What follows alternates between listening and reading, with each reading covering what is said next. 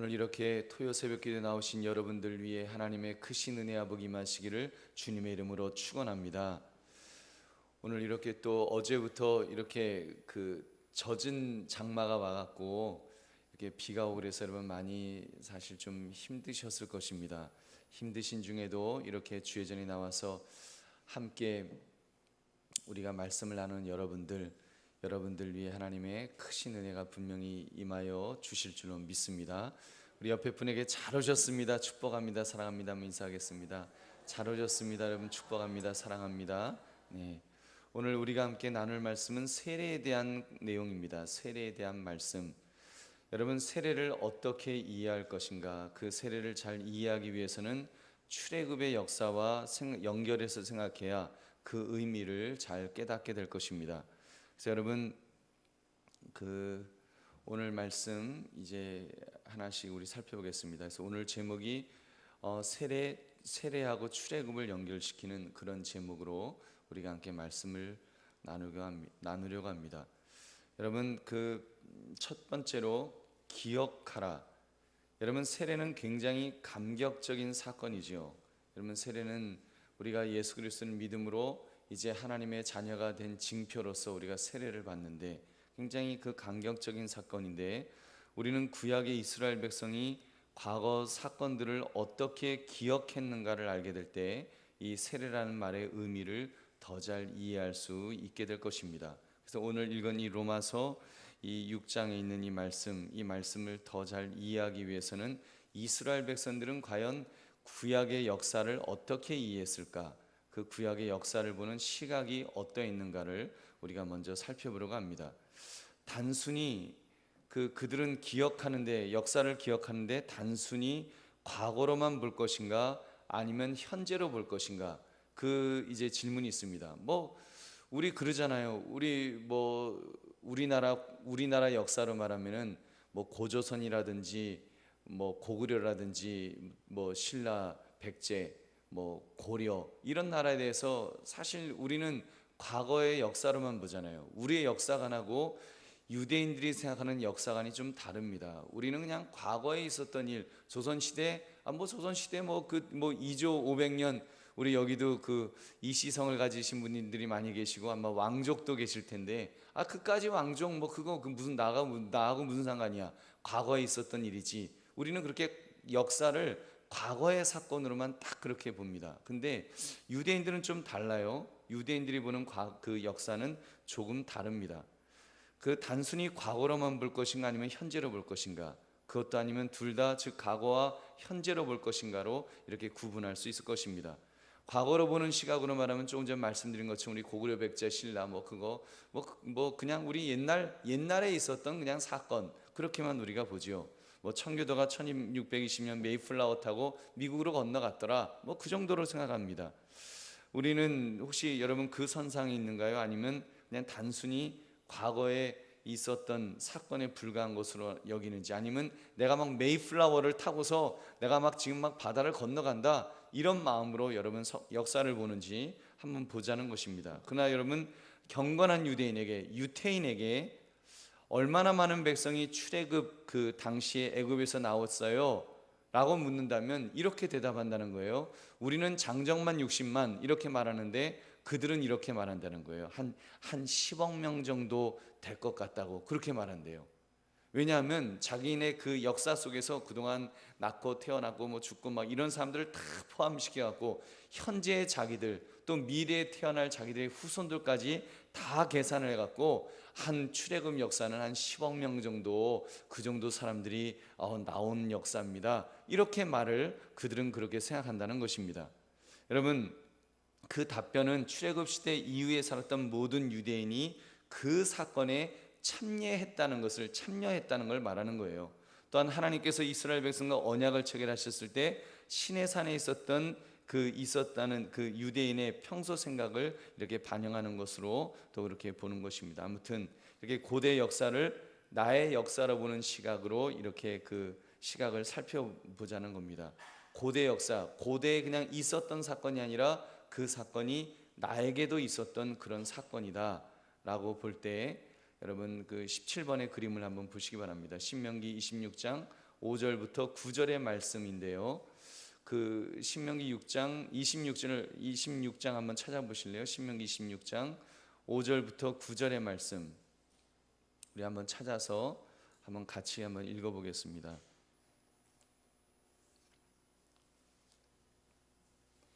그 9절을 한번 5절부터 신명기 26장 5절부터 9절의 말씀을 한번 읽어보시면 이런 내용이 나와요. 제가 26장 5절을 읽겠습니다. 너는 또 내 하나님 여호와 앞에 아뢰기를 내 조상은 방랑하는 아람 사람으로서 애굽에 내려가 거기에서 소수로 거류하였더니 거기에서 크고 강하고 번성한 민족이 되었는데 6절 한번 읽으시겠습니까?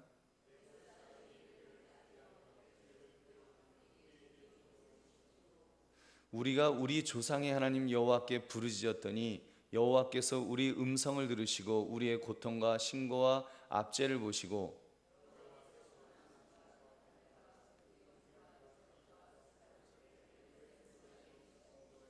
함께 읽겠습니다. 이곳으로 인도하사 이 땅 곧 젖과 꿀이 흐르는 땅을 주셨나이다. 아멘.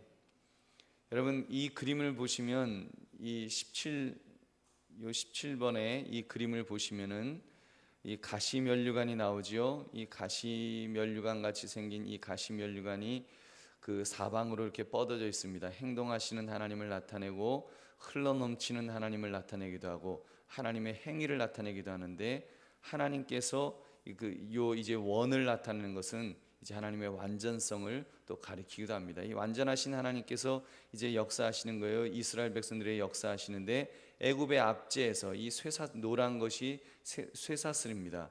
그래서 애굽의 압제에서 구원해 내시는 그 구원해 내시고 이제 시내 산을 거쳐서 가나안 땅으로 이 광야 생활을 거치고 가나안 땅으로 들어가는 이 역사를 이제 보여주는 거예요. 근데 이때 여러분 우리가 읽었던 말씀을 가만 보시면 여러분 그들이라고 하지 않고 우리라는 말을 쓰는 걸 여러분 보실 거예요. 지금 이 글을 쓰고 있는 이 당시는 지금 출애굽 시대 사람이 아니죠. 출애굽 후에 있는 지금 백성들이 쓰는데 이미 이 사람들은 그 젖과 꿀이 흐르는 땅을 이미 들어간 사람들이에요. 근데 이 사람들이 지금 말을 할 때 애굽 사람이 우리를 학대하며 우리를 괴롭히며 우리에게 종노를 시킴으로 우리가 우리 조상 하나님 여호와께 부르짖었더니 여호와께서 우리 음성을 들으시고 우리의 고통과 하면서 계속 우리라고 하는 그 1인칭 복수를 계속 강조하는 것을 볼 수 있습니다. 그들이 아니라 우리들이라는 거예요. 이런 기억 방법은 유월절을 기념하기 위해서 사용된 예식에도 그대로 도입이 됩니다. 그래서 신명기 6장 21절에 보면 너는 내 아들에게 이르기를 우리가 옛적에 애굽에서 바로의 종이 되었더니 여호와께서 권능의 손으로 우리를 애굽에서 인도하여 내셨나니 또 신명기 6장 23절도 우리 조상들에게 맹세하신 땅을 우리에게 주어 들어가게 하시려고 우리를 거기서 인도하여 내시고 이렇게 계속 우리라고 쓰도록 그렇게 늘 그 이스라엘 백성들은 그런 사고방식을 가지고 있었다는 것입니다. 이런 구절을 가만 보시면 과거와 현재의 사이가 엄격하게 구분이 없는 거예요. 과거 우리 조상들은 어땠다 이것이 아니라 과거 우리 조상들의 그 사건이 곧 지금 현재의 우리의 사건이 되고 하는 그런 우리도 성경을 읽으면서 그렇게 읽지요. 여러분 그냥 우리가 이 성경 읽으면서 우리 조상의 하나님 여호와께 부르짖었더니 이걸 읽을 때 나의 사건으로 읽잖아요. 나의 사건을 읽으면서 후대에 수백 년 수천 년이 지난 후에도 여전히 시내산에서 그들과 함께 언약을 체결한 것으로 그렇게 여기는 것을 볼 수 있습니다. 그래서 구원받은 하나님의 백성이 되었음을 보여줍니다. 이것을 가리켜서 현재화시킨다라는 말을 쓰기도 하고 우리가 체화시킨다라는 말을 씁니다. 그래서 이런 역사를 중심으로 지금 이 모래시계가 있잖아요. 모래시계에서 역사가 흘러가는데 이 흘러가는 역사 속에 바로 내가 이 하나님께서 이런 역사 속에서 나를 구원해 주셨다. 그래서 손을 들려서 할렐루야 하면서 이 역사를 통해서 나를 구원하신 하나님을 기억하는 겁니다. 여러분 이해하시겠습니까? 이스라엘 백성들, 그러니까 유태인들에 대한 역사가 아니라 바로 이 유태인들이 겪었던 이 역사는 바로 나를 향한 역사고 우리를 향한 역사라는 것을 깨닫기 때문에 이것을 그 나의 역사로 이렇게 받아들이는 이런 그 신앙의 자세를 가져야 된다는 것입니다. 자, 여러분 다음 그림 17-A의 그림을 보시면 이제 좀 더 구체적으로 우리의 모습을 나타내는 거예요. 아담 안에 있는 인간의 모습을 지금 보여주고 있습니다. 아담 안에 있는 인간, 에덴 동산, 즉 아담 안에서 있는 인간은 많은 사람들로 지금 꽉 차 있는데, 그 로마서 5장 12절에 그 말씀이 나와요. 그러므로 한 사람으로 말미암아 죄가 세상에 들어오고 죄로 말미암아 사망이 들어왔나니 이와 같이 모든 사람이 죄를 지었으므로 사망이 모든 사람에게 이르렀느니라. 아멘. 한 사람 아담으로부터 들어왔던 그 죄로 인해서 사망이 들어오는데 그 사망이 모든 사람에게 임하였다는 것입니다. 자, 여러분 아담의 후손인 우리들은 전부 그 여기 망치가 있잖아요. 심판, 또 자기밖에 모르는 이기심, 이 사망, 지금 이 사망, 이 해골 바가지가 있잖아요. 이 사망 권세에 우리는 눌려져 있는 거예요. 그래서 여러분 아담의 상태가 지금 이렇게 이 심판과 사망으로 인해서 우리는 죽을 수밖에 없는 상태가 바로 우리들의 상태라는 것을 이 그림은 보여주는 것입니다. 여전히 아담만 이렇게 딱 이러고 있는 게 아니잖아요. 바로 아담 안에 있는 우리 모든 인간들도 이렇게 자기밖에 모르는 그런 사람의 모습을 이렇게 하고 있습니다. 그래서 모든 인류는 아담의 죄에 이렇게 참여하고 있는 것입니다. 그래서 아담은 자신이 스스로 초래했던 심판과 사망을 모든 인류에게 이렇게 가져다 주었습니다. 그가 범죄했을 때 모든 인류도 함께 범죄한 것입니다. 그가 스스로 심판을 자초했을 때 모든 인류도 심판을 받게 만들었습니다. 그가 사망에 참여한 바 되었을 때 모든 인류도 마찬가지로 사망에 참여하게 되는 결과를 낳게 되었습니다. 그래서 바울이 외친 거예요. 오라 나는 공고한 사람이로다. 이 사망의 몸에서 누가 나를 건져내라. 그게 그 고백이 사도 바울만의 고백이 아니라 바로 우리 모든 인류의 고백인 것입니다. 다 우리는 이 사망의 몸에서 누가 나를 건지겠습니까? 누가 나를 건져야 돼요? 이렇게 질문할 수뿐이 없는 그런 인간의 모습이라는 것입니다. 그런 우리를 그 답을 17-B 다음 쪽에서 여러분 찾으실 수 있는데 그 답이 그리스도 안에서 이제 그것이 해결이 되는 거예요. 그래서 그리스도 안에서 이제 이 부분이 해결이 되죠. 누가 나를 건져내라 그렇게 했던 이 사도 바울이 로마서 8장 1절에 그래요. 그러므로 이제 그리스도 예수 안에 있는 자에는 결코 정죄함이 없나니 하면서, 그러므로 그리스도 안에 있는 자는 정죄함이 없다. 이제 죽지 않는다. 우리는 구원받았다. 우리는 사망에서 생명으로 옮겨졌다 하는 그런 내용들을 이 그림을 통해서 우리에게 보여주는 것입니다. 여러분께서 이 17-B의 그림을 보시면 여기 모순된 그림, 우리 늘 보았던 족이 있는 그림 이 나오죠. 여러분 이 머리에 왕관을 쓰시고 무릎을 꿇고 계시는 동그라미가 2개인 예수 그리스도의 모습, 제자들의 발을 씻으시는 이 예수님의 모습이 있습니다. 이 서번트 킹을 말하는 거예요. 종으로 오신 왕, 그 모습을, 서번트 킹의 그 모습을 보여주고 계십니다. 그 주님은 십자가에서 죽으시고 장사 지낸 바 되었다가 다시 부활하신 주님의 그 영광스러운 왕으로 변화되셨습니다. 그래서 여기 보면은 좀 흐릿하지만은 영광스러운 왕의 모습이 예수님의 모습을 여러분 이렇게 보실 수 있을 것입니다. 왼쪽, 오른쪽 지금 요 위에 있는 이 팔을 위로 올리고 있는 그 예수님의 모습을 여러분 보실 거예요. 그래서 동그라미가 2개 있는 이 왕관을 쓰신 예수님의 모습을 여러분 보십시오.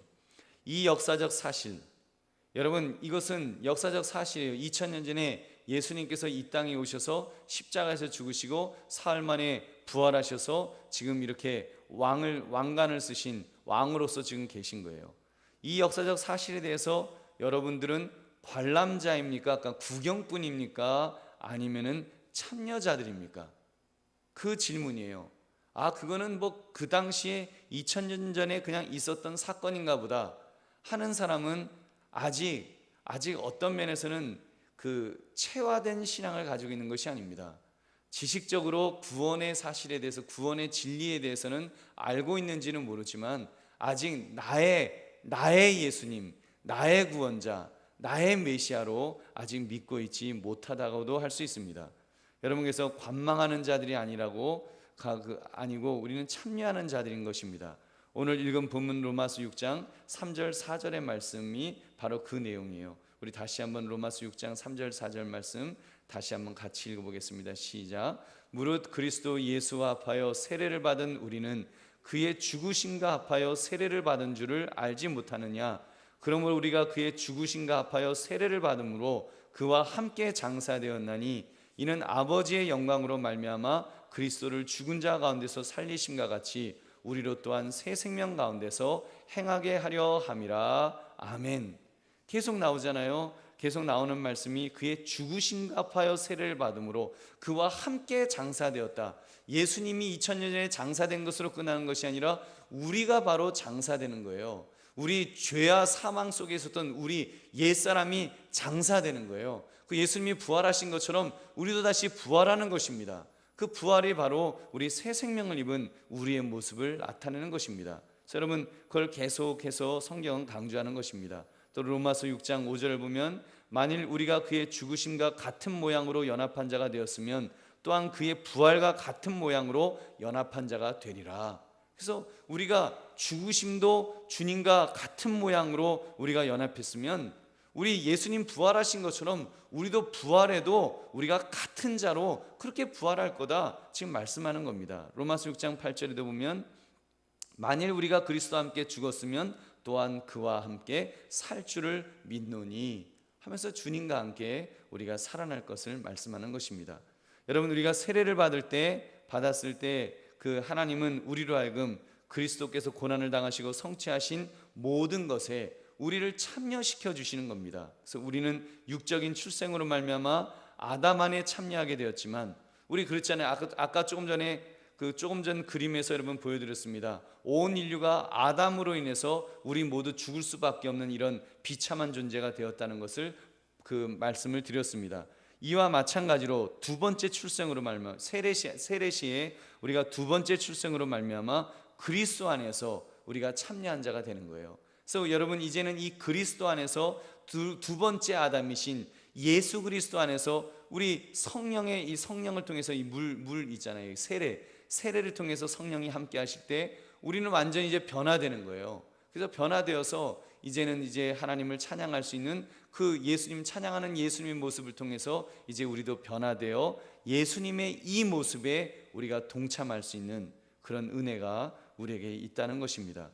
여러분께서 바로 이 17-B의 체험을 세례받을 때 참여하게 되는 것입니다. 즉 예수님의 역사가 우리의 사건이 되는 거예요. 예수님의 역사가 바로 나의 사건이 되는 겁니다. 그래서 이제는 그리스도 안에 참여해야 되고요. 참여하는 것이고 예수님이 거룩하신 것처럼 우리도 이제 거룩한 모습으로 살아야 되겠죠.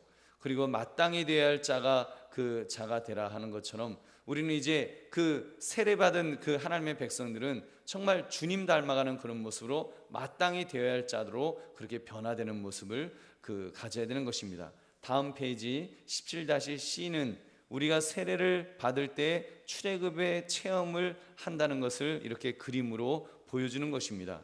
왼쪽 노란 쇠사슬이 있는 이 동그라미는 죄의 세력을 나타냅니다. 쇠사슬 죄의 세력이죠. 여기에 보면은 그 까만 돌비가 있어요. 여기 까만 돌비가 이렇게 있는데 가운데 까만 돌비 해골 바가지 바로 그 겉에 까만 돌비예요. 이게 돌로 된 돌비인데 여러분 이 돌비는 율법의 정죄를 말합니다. 그 정죄로 사망이 찾아왔어요.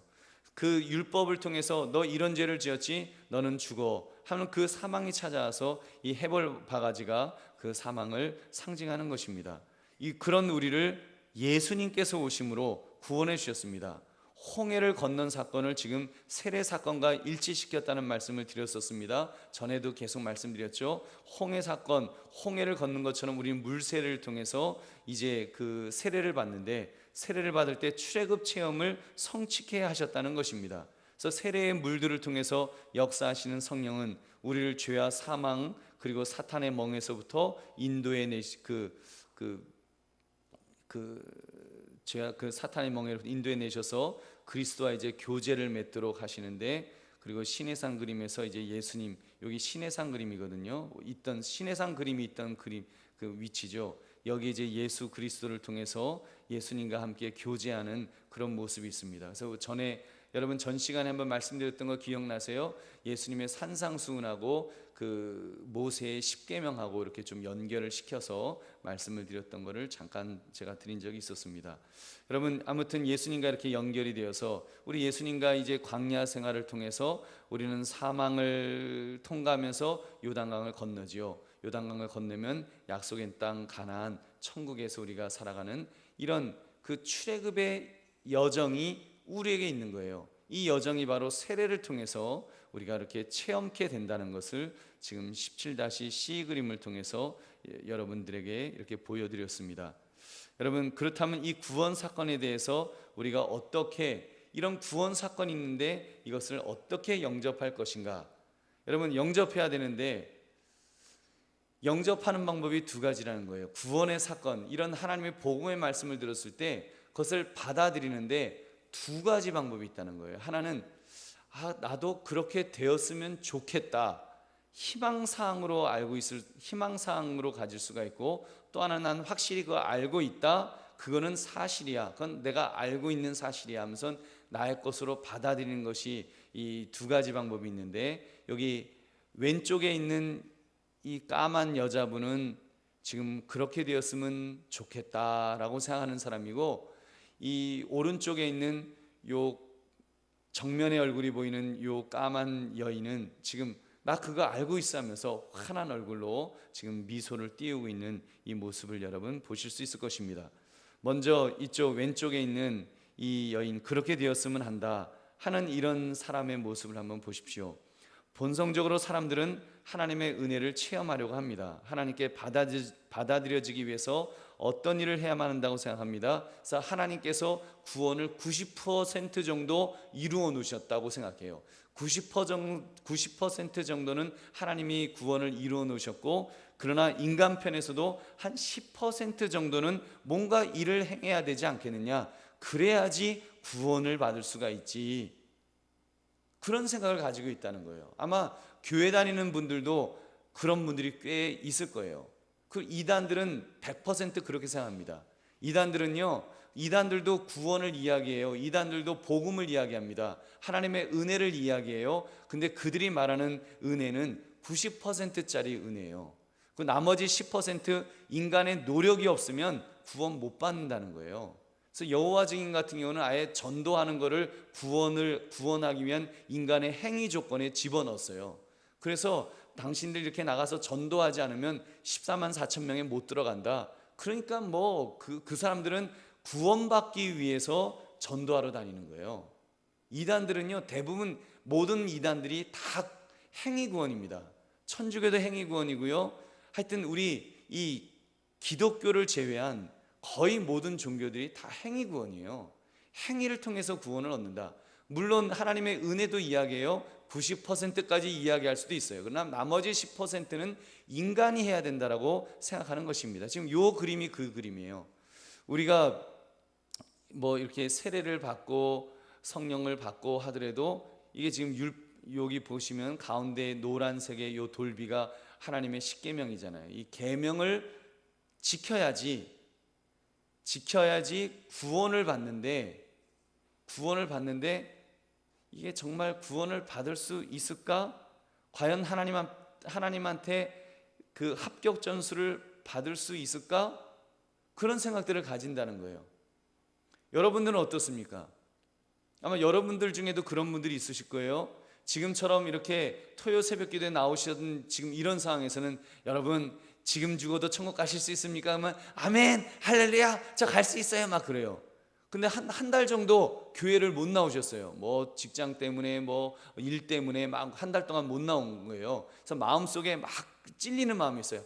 나 목사님 별 면목도 없고 막 그래요. 근데 제가 길거리에서 만난 거예요. 집사님 지금 죽어도 천국 가실 수 있으십니까? 그러면 내가 한 달 동안 교회 빠졌는데 나 못 갈 것 같은데요. 저 교회 가서 물어보시면 안 돼요. 아마 분명히 그러실 거예요. 여러분 그런 사고방식이 있지 않나요? 그게 바로 이 그림이에요. 이 그림. 뭔가 율법을 내가 지켜야지만 내가 구원받을 수 있지 않을까? 잘 지키면 구원받고 잘못 지키면 구원을 못 받는다, 이렇게 생각하는 거예요. 여러분, 근데 이것은 좀 잘못된 생각입니다.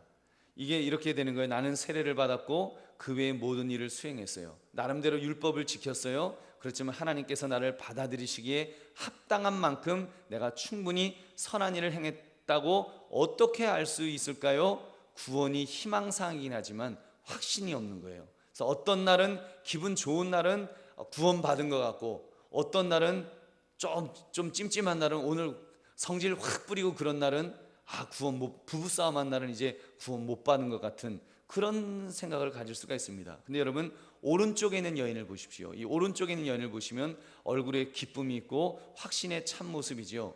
알고 있다는 그런 신앙을 가진 사람입니다. 우리가 지금 영접하면 세례를 받고 마땅히 되어야 할 자가 되는 것입니다. 마땅히 되어야 할 자가 그냥 되는 거예요. 이때 여러분, 순서를 기억하세요. 구원의 여정을 우리가 지금까지 공부했던 순서를 기억하십시오. 구원이 행위로냐 아니면 은혜로냐라고 할 때 여러분, 어느 것이 먼저라고 생각하십니까? 어느 걸로 여러분 구원을 받아요? 행위로 받으셨어요? 은혜로 받으셨어요? 은혜로 받는 것입니다. 여러분, 다른 말로 하면 노력으로 구원을 얻느냐 아니면 믿음으로 얻느냐? 당연히 믿음으로 얻는 것이지요. 여러분, 전자는 그 행위로 얻는 것은 이쪽 거는 굉장히 어려워요. 그러나 이 오른쪽 거는 굉장히 쉽습니다. 그리고 오른쪽 거는 사람이 쟁취해야 돼요. 내가 뭔가 막 애를 써갖고 내가 그거를 쟁취해야 돼요. 근데 오른쪽 거는 여러분, 우리가 거저 받는 줄로 믿습니다. 하나님이 거저 주시기 때문에 거저 받는 것입니다. 이렇게 볼 때 기독교에서 이 저자는 그렇게 표현하는 거예요. 기독교에 있어서 은혜가 믿음보다 100배쯤 더 중요하다. 은혜가 믿음보다. 여러분, 오해하지 마십시오. 이게 무슨 말인가 하면, 만약에 우리가 믿어도 하나님이 구원해 주시지 않으면 어떻게 하겠습니까? 안 되잖아요. 하나님이 구원해 주시지 않으면 안 되잖아요. 그런 면에서 은혜가 더 중요하다는 거예요. 하나님께서 우리를 구원해 주시려고 은혜를 베풀어 주셨어요. 근데 그 은혜가 나의 것으로 성취되는 것은 바로 믿음을 통해서 나의 것으로 성취되는 줄 믿으시기 바랍니다. 여러분, 믿을 때 바로 하나님의 은혜가 내 것이 되는 거예요. 이미 하나님은 그 구원의 길을 이미 열어 놓으셨잖아요. 예수 그리스도 하나님의 아들 이 땅에 보내시고 바로 인류의 죄를 위해서 십자가에서 죽게 하시고 죄값을 다 갚게 하셔서 이미 하나님은 은혜를 쫙 편만하게 이 모든 인류에게 다 부어주셨어요. 근데 어떤 사람은 그걸 믿음으로 그 은혜를 내 것으로 이렇게 받는 거예요. 근데 어떤 사람들은 끝까지 거부하는 거예요. 믿지 않는 거예요. 난 못 믿겠다. 난 행위로 가야 되겠다. 그런 사람들도 있고. 여러분, 그러나 우리는 그것을 믿음으로, 이 영접함으로. 우리 사실 세례도 그렇잖아요. 여러분, 우리가 세례를 받아서 구원받았습니까? 믿음으로 구원받았습니까? 믿음으로 구원받은 거예요. 우리는 먼저 믿은 거예요. 어떤 면에서는 믿음이 먼저입니다. 믿기 때문에 우리는 세례를 주는 겁니다. 여러분, 목사가 세례를 주면서 장님들 옆에서 같이 이렇게 세례를 이렇게 도우시면서 그 사람이 하나님 이 세례 받음으로 인해서 믿게 해주세요 그러는 게 아니에요. 그 사람이 믿음을 보고 문답을 하면서 지금 죽어도 천국 가실 수 있으십니까? 아멘, 저 믿습니다 할 때 그 믿음을 보고 세례를 주는 거예요. 그래서 여러분, 믿음이 먼저입니다. 믿는 사람에게 세례를 주고 그 세례를 통해서 이제 구원의 놀라운 은혜가 그 사람에게 이제 임하는 것을 우리가 보는 것입니다. 그러면서 사실 세례는 어떤 면에서는 이제 어떤 그 믿는 자의 증표지, 여러분, 그것이 어떤 구원의 수단은 아닙니다. 여러분, 그런 면에서 우리가 좀 보시고, 하여튼 하나님은 우리를 그렇게 구원하셨다는 거예요. 그 구원하실 때 여러분, 만약에 하나님께서 이렇게 구원하신다면 얼마나 웃기겠어요. 우리가 막 물에 빠져서 막 죽어가요. 막 물에 빠져서 막 무릎 꿇고 먹어서 살려주세요 막 그러고 있어요. 근데 하나님께서 위에서 딱 보고 계시면서, 야 아무개야, 내가 너한테 율법을 줄 텐데, 내가 너한테 십계명을 줄 텐데 너 이거 잘 지킬래 안 지킬래? 지키면 내가 너 구원해주고 안 지키면 안 구원해줄 거야. 지킬게요. 알았어, 그럼 구원해줄게. 여러분, 그렇게 해서 우리가 구원을 받았어요? 우리가 자칫 그렇게 생각할 수 있어요. 여러분 십계명을 바라볼 때, 율법을 바라볼 때 우리가 그런 시각에서 율법을 바라볼 수가 있습니다. 여러분 성경은 분명하게 말씀해요. 무엇이 먼저인가를 분명히 말씀해요. 먼저 하나님이 구원해 주셨고 그 다음에 율법을 주셨습니다. 여러분 믿으십니까? 십계명을 보시면 역사적인 선언이 먼저예요. 내가 너를 애굽 땅에서 구원해낸 여호와 하나님이다라고 먼저 선언하신 다음에 그 다음에 제일은 그 다른 신을 두지 마라 이런 말씀을 이제 하나님께서 주신 것입니다. 여러분 그런 면에서 우리가 그 출애굽이 시내산 사건보다 항상 먼저인 이유인 것입니다. 그렇죠? 출애굽 사건도 보세요. 먼저 하나님께서 우리를 이 애굽에서 구원해 내셨어요. 그 다음에 시내산에서 율법을 주셨습니다. 여러분 맞습니까? 틀립니까? 여러분이 이 순서 잊지 마십시오. 이 순서가 뒤바뀌는, 살다 보면 이 순서가 자꾸 뒤바뀌어요. 율법이 먼저라고 생각해요. 그래서 뭔가 율법을 지켜야지 구원을 받는다고 생각하는데, 여러분 이미 하나님은 우리를 구원을 하셨습니다. 우리는 구원받은 사람답게 살기 위해서 하나님의 말씀을 지키는 것입니다. 여러분 이해하십니까? 구원받기 위해서 하나님의 말씀을 지키는 사람이 아니라 구원받은 사람이기 때문에 말씀을 지키는 거예요. 근데 목사님 저는 하나님 말씀 하나도 안 지키는데요, 난 구원받았어요. 그렇게 말하는 사람에게 야고보 사도가 묻는 거예요. 그 열매로 아는데 당신이 정말로 구원받았다고 고백하면 열매가 나타날 텐데, 증표가 나타날 텐데 어떻게 행위가 하나도 없냐? 그러면 너의 믿음이 진짜 산 믿음인지 죽은 믿음인지 한번 점검해봐라. 근본적인 질문을 던지는 것이 야고보서입니다. 여러분 무슨 로마서는 믿음으로 구원받고 야고보서는 행위로 구원받는 것이 아니라 여러분 같은 거예요. 믿음으로 구원받는데 정말로 믿음으로 구원받은 사람인지를 점검하는 것이 바로 우리의 행위인 것입니다. 그래서 여러분 내가 구원받았다면 마땅히 되어야 할 자의 모습으로 살아가게 될 줄 믿으시기 바랍니다. 여러분 그래서 우리는 그렇게 살아가야 되는 거예요. 다음 페이지 보시면 17-2를 보시면 어떻게 살아야 되느냐, 그 세례를 받은 사람은 벗어버리라는 거예요. 그리고 입으라는 것입니다. 벗어버려라, 그리고 입어라. 여러분 이 이야기는 여성들이 굉장히 좋아할 말인 것 같아요. 올해 이제 여름이 되었으니까 올드 스타일 옷들은 다 벗어버려라, 다 없애라, 신상으로 갈아입어라, 할렐루야 이럴 수 있잖아요. 여러분 유행의 세계에서는 그런 말을 하는 거예요. 여러분 근데 이것이 바로 그 하나님의 말씀이 이렇게 말씀하는 겁니다. 골로새서 3장 9절부터 10절에 보시면 너희가 서로 거짓말을 하지 말라. 옛사람과 그 행위를 벗어버리고 새 사람을 입었으니 이는 자기를 창조하신 이의 형상을 따라 지식에까지 새롭게 하심을 입은 자니라. 에베소 4장 22절부터 24절로 제가 읽겠습니다. 너희는 유혹의 욕심을 따라 썩어져가는 구습을 따르는 옛사람을 벗어버리고 오직 너희의 심령이 새롭게 되어 하나님을 따라 의와 진리의 거룩함으로 지으심을 받은 새 사람을 입으라. 아멘. 여러분 그래서 옛사람을 벗어버리고, 여기 옛사람의 모습이 있잖아요. 여기 동그라미 하나지요. 동그라미 하나인 거 보면 이건 사람입니다.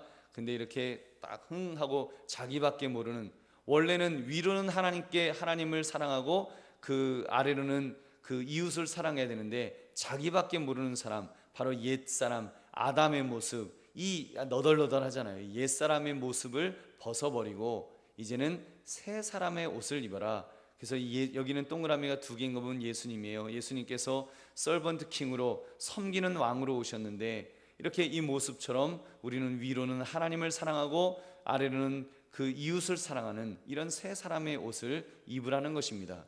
여러분 하나님의 말씀이 지금 그렇게 말씀하는 거예요. 근데 여러분 문제가 있어요. 난처한 상황이 있어요. 딜레마가 있어요.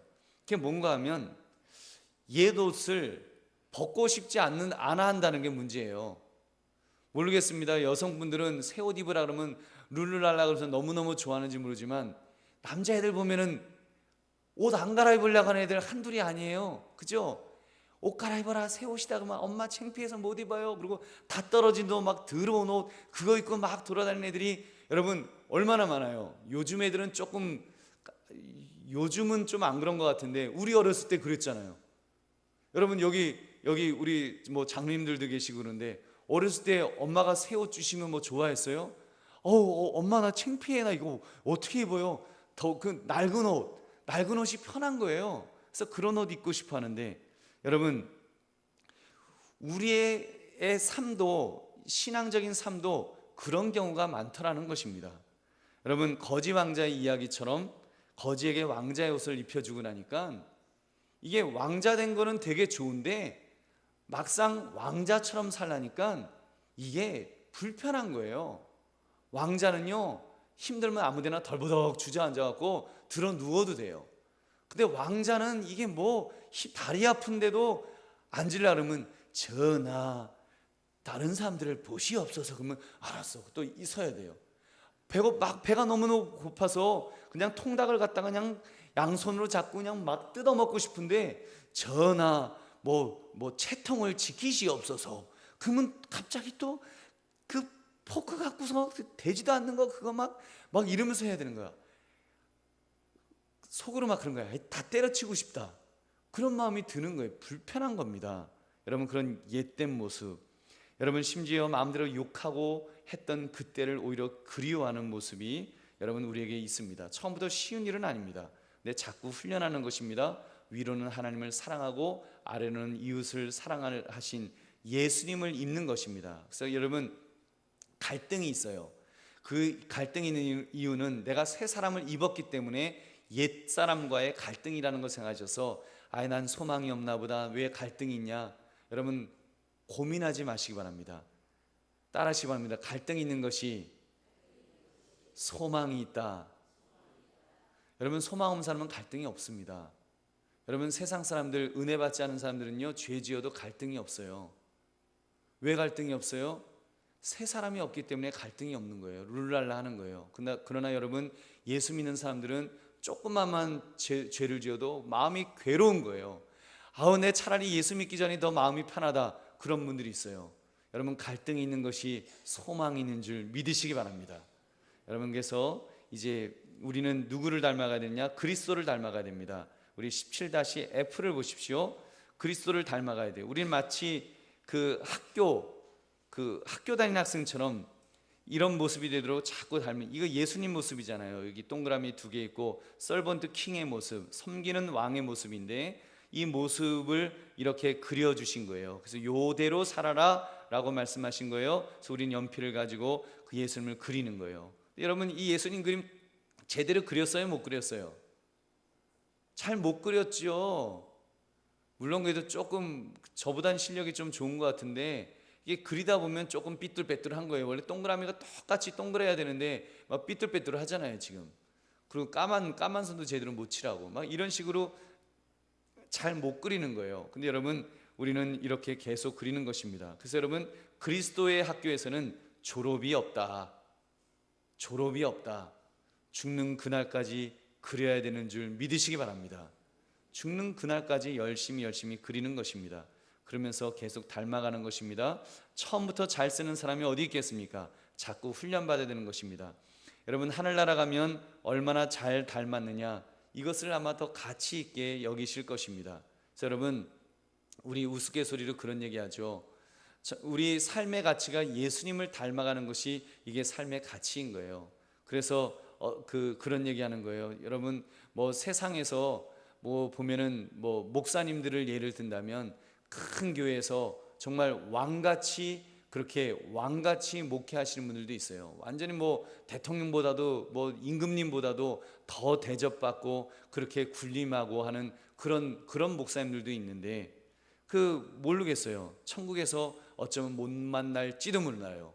왜냐하면 섬기는 왕의 모습이 없다면, 만약에 그냥 왕으로서 군림에 있는 왕으로서 그렇게 만약에 살아가고 있다면 여러분 그분이 과연 구원받은 하나님의 백성이냐? 우리가 의심해 볼 수 있는 거예요. 왜냐하면 구원받은 하나님의 백성이면 이 섬기는 왕으로 오신 이 예수님을 닮아가야 되는데 그렇지 못하다면 우리가 의심할 수 있는 겁니다. 여러분 장로님들도 마찬가지입니다. 권사님들도 마찬가지입니다. 집사님들도 마찬가지예요. 우리는 섬기는 왕으로 오신 예수님을 닮아가는 거예요. 세례받은 주의 백성들은 예수님 닮아가는 모습으로 자꾸 그려나가는 거예요. 자, 여러분, 우리가 이렇게 그리면서 오히려 시골에서 10명도 안 되는 성도들을 섬겼던 그런 목사님이 오히려 하늘나라 가서 큰 면류관을 받게 될 줄 누가 압니까? 여러분, 우리가 그런 면에서 우리의 삶의 가치를 분명해야 될 것입니다. 우리 이 17-F의 바로 이 그림은 베드로가 소아시아에 있는 그리스도인에게 쓴 편지 내용인데요, 그들의 이웃은 성난 얼굴로 지금 표현이 되어 있고 그렇게 박해를 한다는 거예요. 그리고 로마 정부의 박해가 또 그 지역을 강타하고 있습니다. 이때 베드로는 그의 독자들에게 용기와 소망을 북돋아주고 그들이 어떻게 처신해야 될 것인가를 이 편지로 지금 써 보내준 거예요. 베드로전서 2장 21절 보세요. 이를 위하여 너희가 부르심을 받았으니 그리스도도 너희를 위하여 고난을 받으사 너희에게 본을 끼쳐 그 자취를 따라오게 하려 하셨느니라. 아멘. 본을 보여. 이렇게 예수님이 본을 보이셨어요. 이 섬기는 왕의 모습으로 무릎 꿇은 제자들의 발을 씻기신 이 모습으로 본을 보이셨어요. 그래서 우리는 그 자취를 따라가야 돼요. 예수님의 자취를 따라서 우리는 그렇게 주님을 닮아가야 될 줄 믿으시기 바랍니다. 여러분께서 세례를 받은 성도는 이제는 새 방향, 새 마음을 가져야 됩니다. 우리 마지막 그림 17-G의 그림이 이것을 보여주고 있습니다. 여러분, 우리는 새 방향, 새 마음으로 살아가야 됩니다. 여기 보면 A 회심이라고 있고 컨버전이죠. B 회개가 있습니다. 여러분, 이 회심이란 단어는 문자적으로 말하면 돌아선다라는 뜻이에요. 방향을 바꾸었다. 그래서 방향이 지금 여기 보면 친구들 따라서 전부 이 발자국, 여기 보시죠? 이 발 큰 두 친구들 발이 이쪽 방향이잖아요. 오른쪽 방향으로 가고 있는데 지금 이 사람은 컨버전, 회심한 거예요. 난 이제 너희들이 가는 방향으로 안 갈 거야. 아니네. 이 두 사람이 하나님을 향해서 가는 건가? 하여튼 지금 방향이 서로 다르잖아요. 그래서 이 하나님으로 향해 가는 이제 방향으로 바뀌는 것을 회심이라고 말합니다. 그래서 여러분, 회심은 평생에 한 번 하는 거예요. 여러분 아시겠습니까? 회심. 근데 어떤 분들은 그래요. 이제 회심을 갖다가 그 부흥사 목사님들 오셔갖고 여러분 우리 회심하셔야 됩니다. 중생해야 됩니다. 뭐 그러면은 하면서 막 이제 일어서 갖고 저 이제 회심했어요. 막 그래요. 근데 그 다음에 또 다른 부흥사 목사님 오셔갖고 여러분 회심하셔야 됩니다. 또 그러면 저 또 회심했어요. 막 그래요. 회심은 여러분 그렇게 하는 게 아닙니다. 회심은 평생에 한 번 하는 겁니다. 여러분, 믿는 사람에서 방향이 바뀐 거예요. 방향이 세상을 향했던 방향에서 이제는 하나님으로 방향이 바뀐 사람인 줄 믿으시기 바랍니다. 여러분, 그래서 이제 그 회심이 있는데 이 회심에는 물론 두 가지가 있어요. 급진적인 회심이 있고 점진적인 회심이 있어요. 급진적인 회심은 어떤 사람들은 보면 예수님 믿고 그냥 갑자기 변하는 거예요. 사도 바울 같은 사람 얼마나 갑작스럽게 변했습니까? 예수 믿는 사람, 핍박하던 사람이 예수님을 증거하는 복음 증거자로 바뀌었어요. 존 웨슬리 같은 사람들 갑작스럽게 아주 급진적으로 회심이 이루어졌습니다. 좀 이제 연세 드신 분들이 예수님 믿으면 그런 경우가 아무래도 조금 더 많습니다. 반면에 점진적인 회심이 있습니다. 모태 신앙인 분들에게서 많이 나타나는데 언젠가부터 하나님이 없이는 못 살겠다고 생각하는 거예요. 그래서 언제 회심하셨어요? 그러면 잘 모르는 분들도 있어요. 제가 언제쯤인 거는 같은데 그날과 그 날짜는 잘 모릅니다. 그랬더니 또 이제 구원파 같은 이단들이 너는 네 생일도 모르냐? 너는 구원받지 못했어. 뭐 그렇게 말하기도 해요. 여러분, 모를 수도 있어요. 급진적인 회심은 자기 날짜를 알지만 여러분, 이 점진적인 회심은 자기 날짜를 모를 수가 있습니다. 여러분, 뭐 꼭 자기 날짜를 다 알아야 돼요? 부모님이 말씀해 주셔서 알지 뭐 자기가 뭐 언제 경험해서 하나? 여러분 태어난 날 여러분 경험하셨어요? 나는 내가 태어난 날 어머니 뱃속에서 나오면서 으앙 하고 우는데 나 그때 되게 목이 아팠다. 나 그래서 기억한다. 그런 분 있어요? 없어요. 우리 몰라요. 누가 말씀해 주셨어요? 엄마가 말씀해 주셨어요. 몇 월 며칠이라고. 근데 알고 보니까 2년이나 틀려요. 2년이나 틀린 경우도 있어요.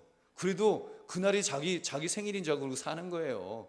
자기 몸은 5살인데 그 그 몸은 5살인데 3살짜리가 자기 3살 그 3살이라니까 3살인 줄 알고 사는 거예요. 여러분 그렇게도 살아요. 점진적인 회심은 내가 모를 수가 있습니다. 그러나 여러분 점점 변화돼서 하나님이 없이는 못 살겠다고 그렇게 고백할 수 있는 사람, 그런 사람이 점진적인 회심을 한 사람인 줄로 믿습니다.